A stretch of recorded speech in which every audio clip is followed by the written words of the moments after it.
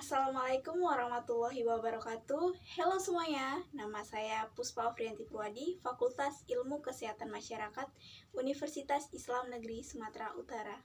Adapun video ini saya buat untuk memenuhi tugas mata kuliah Manajemen Bencana. Di video kali ini saya akan membahas tentang manajemen kesehatan dasar, air bersih, dan sanitasi dalam kedaruratan yang akan saya bahas mulai dari pelayanan kesehatan dasar, penyediaan air bersih, ketersediaan pembuangan, sanitasi dan pengolahan sampah, pengawasan dan pengendalian vektor, pengelolaan lingkungan, pengendalian bahan kimia, dan yang terakhir adalah pengawasan dan pengamanan bahan kimia. Oh iya, saya mau memberitahu alasan saya kenapa saya memilih judul Manajemen Kesehatan Dasar, Air Bersih, serta Sanitasi dalam Kedaruratan Bencana. Karena beberapa waktu belakangan ini sangat sering terjadi bencana alam termasuk banjir di daerah Medan sendiri tempat tinggal saya. Saya melihat beberapa wilayah yang terkena banjir. Salah satunya itu adalah perumahan De Flamboyan, tempat tinggal kawan saya sendiri. Dan saya langsung turun ke perumahan tersebut dan melihat keadaan di mana mereka sangat memerlukan yang namanya pelayanan kesehatan dasar serta air bersih.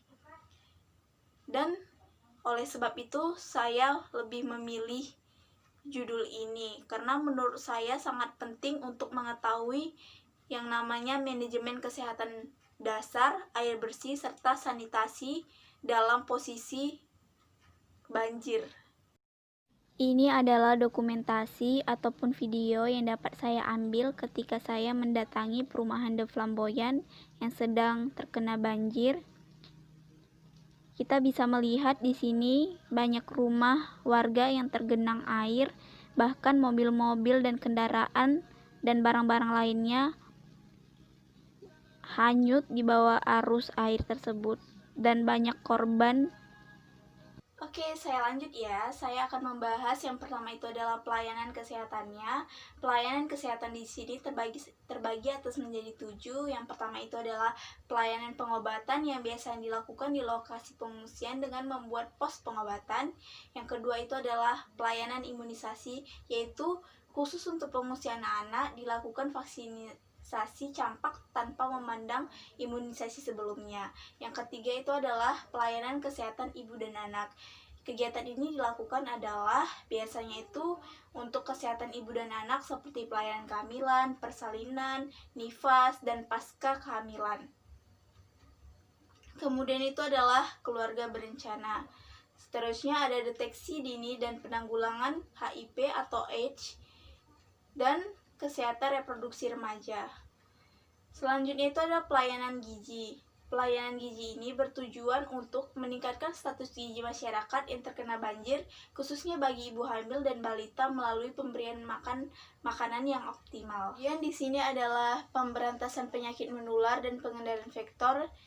Beberapa jenis penyakit yang sering timbul di pengungsian dan memerlukan tindakan pencegahan karena berpotensi menjadi penyakit yang serius seperti campak, diare, cacar, malaria, varisel, ispa, dan tetanus. Kemudian itu adalah pelayanan kesehatan jiwa, yaitu sangat diperlukan karena masyarakat yang terkena musibah akan kehilangan barang-barangnya dan mungkin bisa menyebabkan kelainan jiwa yang ringan dan sangat memerlukan yang namanya pos untuk kesehatan jiwa. Kemudian yang terakhir itu adalah pelayanan promosi kesehatan yang bertujuan untuk mensosialisasikan kepada pengungsi untuk membiasakan pola hidup bersih, seperti kebersihan diri, pengolahan makanan, pengolahan air minum bersih dan aman. Kegiatan promosi kesehatan tersebut itu tidak harus melekat pada kegiatan kesehatan lainnya. Kita masuk ke pokok pembahasan yang kedua, yaitu penyediaan air bersih. Yang kita tahu selama ini adalah air sangat berperan penting dalam kehidupan kita, terutama orang yang sedang terkena bencana alam seperti banjir yang sangat memerlukan namanya air. Oleh karena itu dibutuhkan penyediaan air bersih. Air bersih dapat kita temukan dari sumber seperti air permukaan, yaitu sungai atau danau, kemudian sumur gali, sumur pompa tangan, dan mata air. Selanjutnya itu adalah perbaikan dan pengawasan kualitas air bersih dilakukan dengan penjernihan air bersih secara cepat apabila tingkat kekeruhan air tersebut cukup tinggi. Kemudian lakukan desinfeksi terhadap air yang ada dengan menggunakan bahan-bahan desinfektan untuk air. Kemudian periksa kadar sisa kalor bila mana air dikirim dari PDAM. Dan yang terakhir itu dilakukan pemeriksaan kualitas air secara berkala pada titik-titik distribusi. Kita masuk ke pokok pembahasan yang ketiga, yaitu ketersediaan pembuangan. Di awal pengungsian sangat dibutuhkan yang namanya jamban.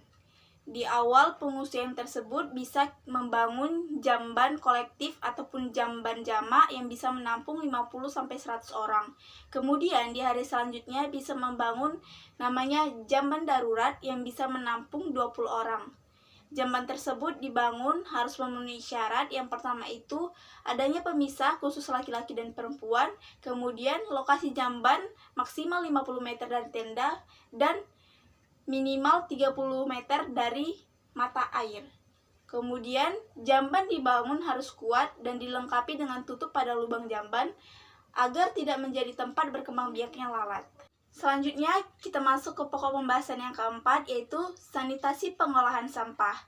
Kegiatan yang dilakukan dalam upaya sanitasi pengolahan sampah yang antara lain yang pertama itu adalah pengumpulan sampah. Pengumpulan sampah biasanya dilakukan per kelompok keluarga yang jaraknya itu 15 meter dari hunian, dan setelah 3 hari pengumpulan sampah tersebut sudah bisa diangkut.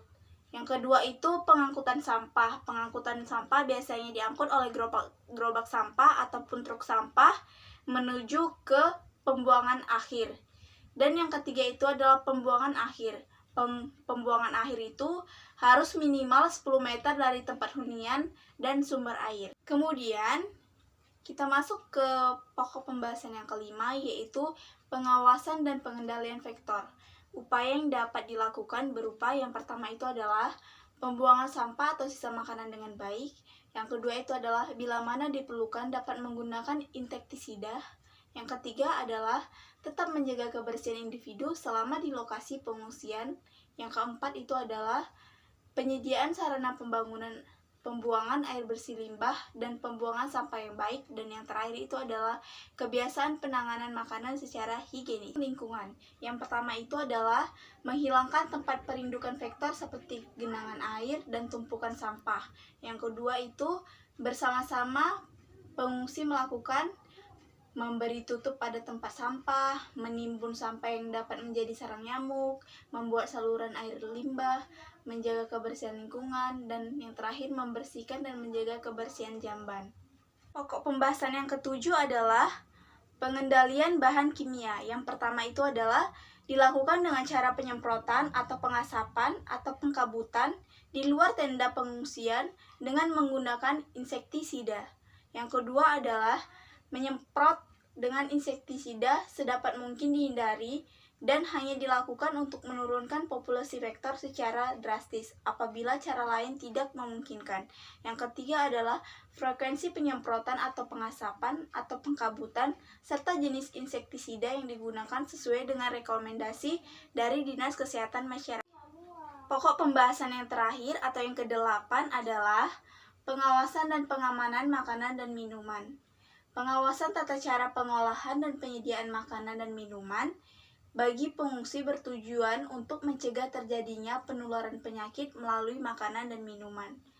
Adapun upaya yang dilakukan antara lain adalah yang pertama, menjaga kebersihan pengolahan makanan yang memenuhi syarat kesehatan dengan cara penanganan yang benar.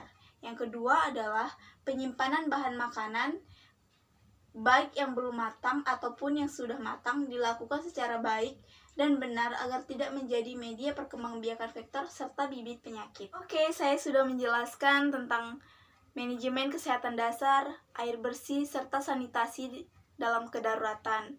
Karena saya masih belajar, apabila ada kesalahan saya mohon maaf, kepada Allah saya mohon ampun. Assalamualaikum warahmatullahi wabarakatuh.